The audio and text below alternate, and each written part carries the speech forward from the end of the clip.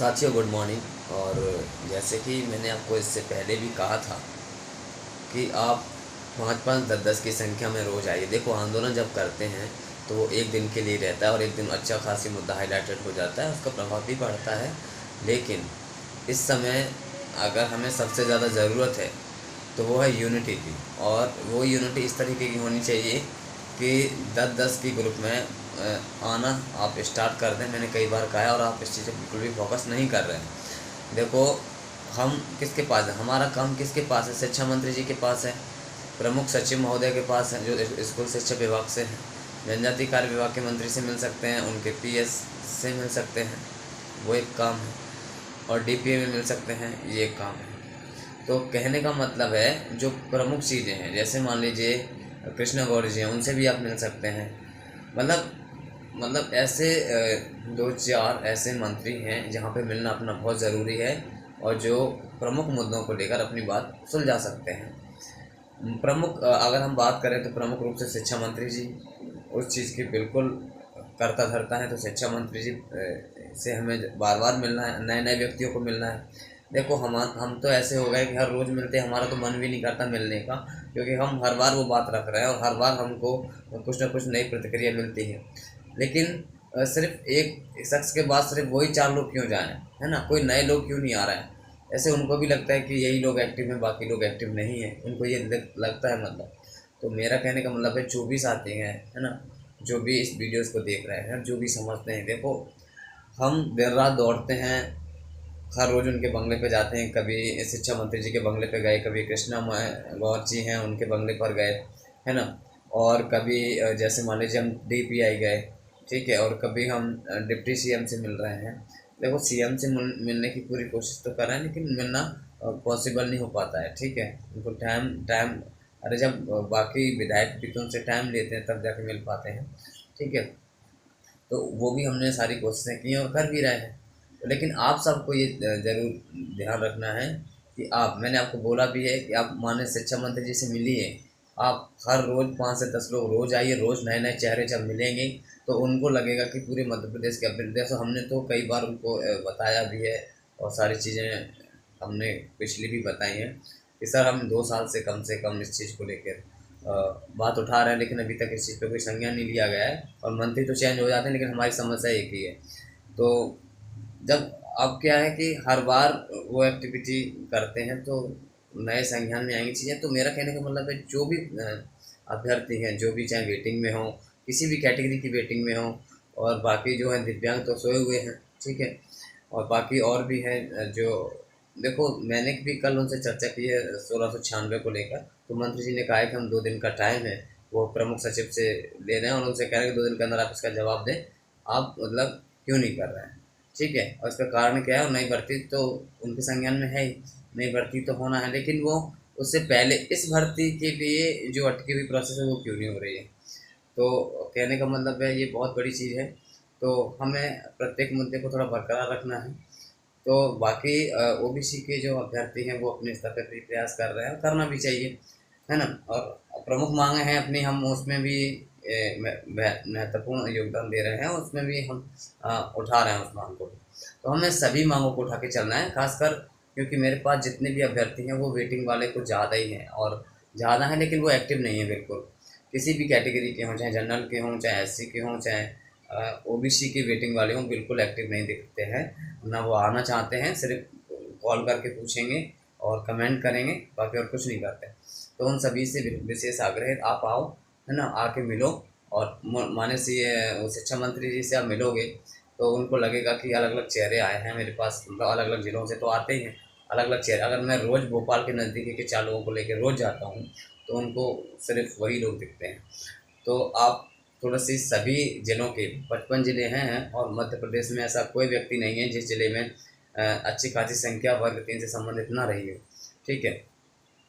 और ऐसा है कि 200-300 लोग ना इसमें, मतलब हर ज़िले में जो कि वेटिंग में ना हो और चॉइस फिलिंग ना करवा चुके हैं, ऐसे ना हो। ऐसे तो सभी हैं, तो लगभग सभी को सोचना चाहिए। देखो, कारण कुछ भी हो सकता है ज्वाइनिंग देने का, लेकिन आप जब तक प्रयास को प्रत्यक्ष रूप से लेकर नहीं आओगे तब तक कैसे पॉसिबल है, ठीक है।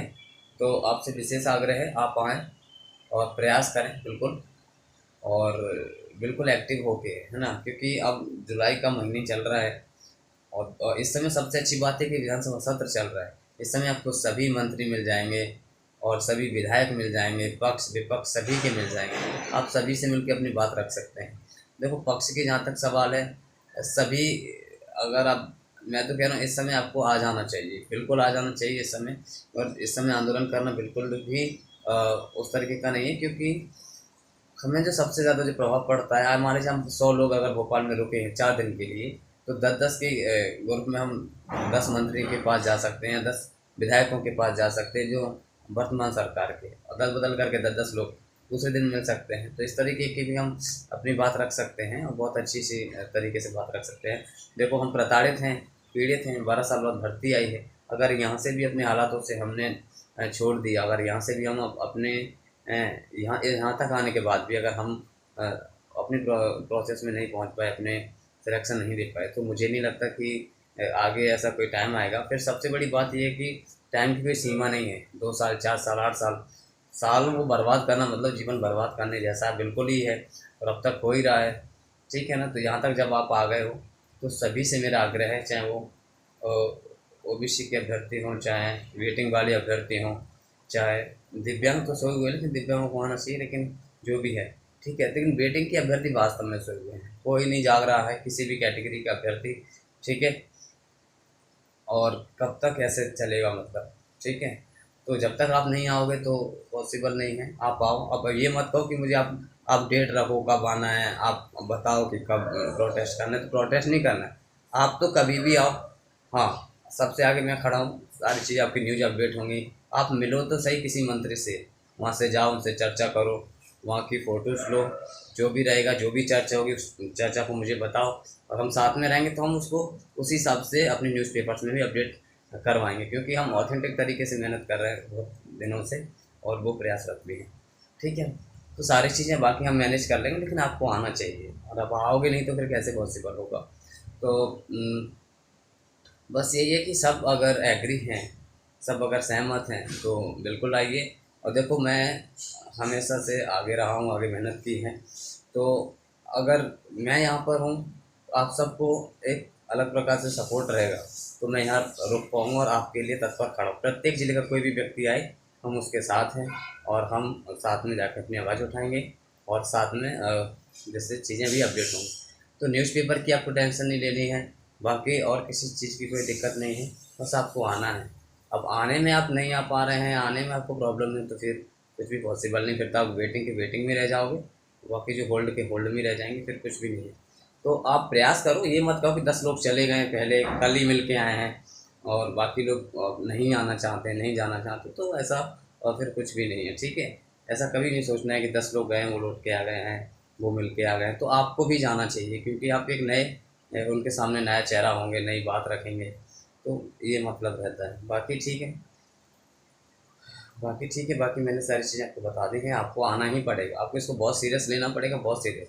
जैसे ही मान लीजिए गेस्ट के अगर वो आ गए, तो आप गेस्ट में पढ़ाते रहोगे हमेशा, कुछ नहीं होगा फिर, और गेस्ट की ज़िंदगी ऐसी बर्बाद हुई, गेस्ट वाले खुद परेशान हो रहे हैं, कभी कभी तो उनको सैलरी नहीं मिलती, कभी कुछ नहीं मिलता। ठीक है। और गेस्ट का कोई जीवन नहीं है, गेस्ट का तो जीवन बर्बाद करना है।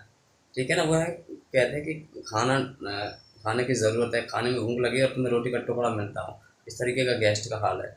गेस्ट वाले कितने कितने पढ़ाते हैं, एक्चुअल सैलरी क्या है गवर्नमेंट टीचर की, और गेस्ट वाले को कितनी मिलती है आप भी जानते हैं, बहुत कम मिलती है, नाम मात्र की। कहाँ आप देखो, वर्ग 3 में 10,000 हो गए हैं, और वैसे जैसे जो परमानेंट वाले की सैलरी कितनी है आप देख लो, तो कुछ भी नहीं है मतलब। ऐसे ही प्रत्येक वर्ग में, 2 में, 3 में, 1 में, सब में है। तो कहने का मतलब आप सब आएँ, और पूरी तरीके से एक्टिव रहें, न्यूज़ अपडेट होंगी, सारी चीज़ें होंगी, आप मिलें तो सही, बात तो रखें अपनी।